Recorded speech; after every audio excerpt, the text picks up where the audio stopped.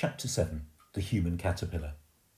But Stella had to try to flee, even though this great country house was her home. She didn't want to be alone here with this creepy lady a moment longer.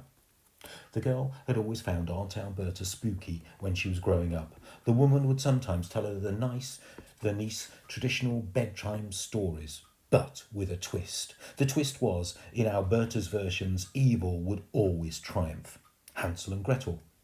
It was not the witch that was shoved in the oven at the end, but the two children. The witch leaves happily after ever in the house made of sweets.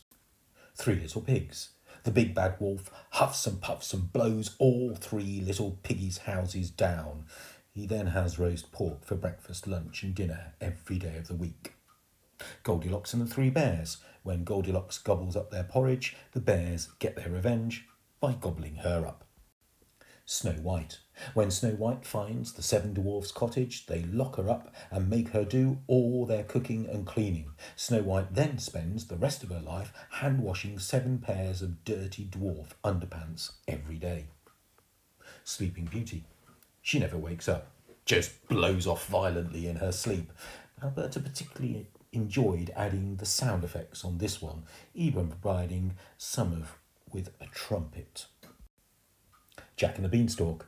Jack loses his grip on the beanstalk while climbing up it and falls down to earth, landing on top of his mother with a giant splat. Rapunzel. She's completely bald. When the handsome prince tries to climb up the tower, all he does is pull her wig clean off. The Frog Prince.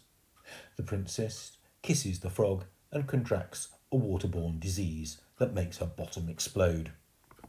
The 3 billy goats gruff. The troll who lives under the bridge eats all the goats and then eats the bridge and then does a gigantic burp. Again, Aunt Alberta always adored providing the sound effects here. The Little Mermaid. She drowns. The end. These twists spoke of how Alberta herself was twisted. Stella had to escape. The girl waited for the sound of her aunt's footsteps to grow fainter as she disappeared down the long corridor. The bell the woman had put in her mouth was a bitter, rusty taste, and she pushed it away with her tongue. It rolled down her body and rested on top of her stomach. Stella looked down at herself. Everything below her neck was tightly wrapped in what must be miles and miles of bandage. Aunt Alberta had told her that every bone in her body was broken. But could that really be true? More likely the bandages were just there to keeping her captive. The girl lifted her head. She could circle her neck round perfectly. Something told her that if she could wrestle her way out of these bandages, she could make a run for it. Saxby Hall was a few miles from the nearest village, situated beyond a huge expanse of moorland.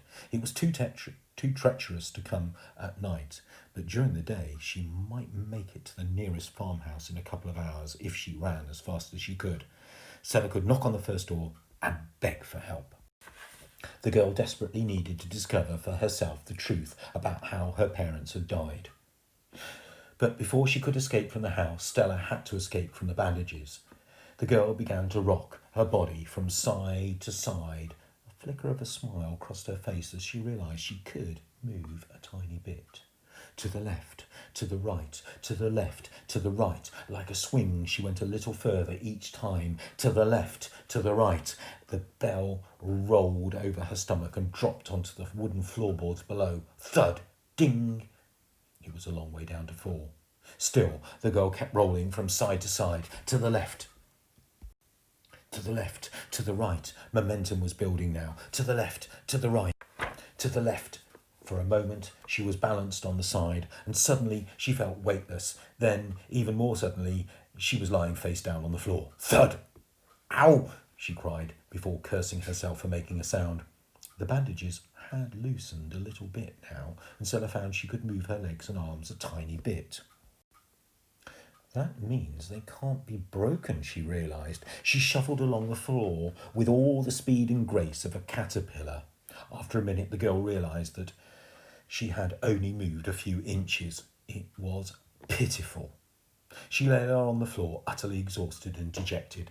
At this rate, it would take her a month to make it to her bedroom door and a year to drag herself all the way downstairs. Stella knew she wasn't going to get anywhere until she wriggled out of these bandages. But how? She couldn't move her hands or her feet. Then she had an idea. She was going to have to bite her way out. Stella tucked her chin down as far as she could possibly go. Next, she stuck her tongue out, tried to hook a piece of bandage with the tip, like trying to hook a rubber duck with a rod at the fair. It was much more difficult than it looked. After trying and trying and trying, finally she managed to catch the end of the bandage between her teeth. Yanking her head back, she tugged at it, shaking her head from side to side as she loosened it. When she had pulled a long enough strip of bandage loose, she held it tight in her mouth. It was like she was a dog who had found a very special stick and was never letting it go. Stella shuffled back towards her bed, exhausted but determined. She hooked the loose piece of bandage on one sharp metal springs under her mattress. Next, she rolled herself over and over.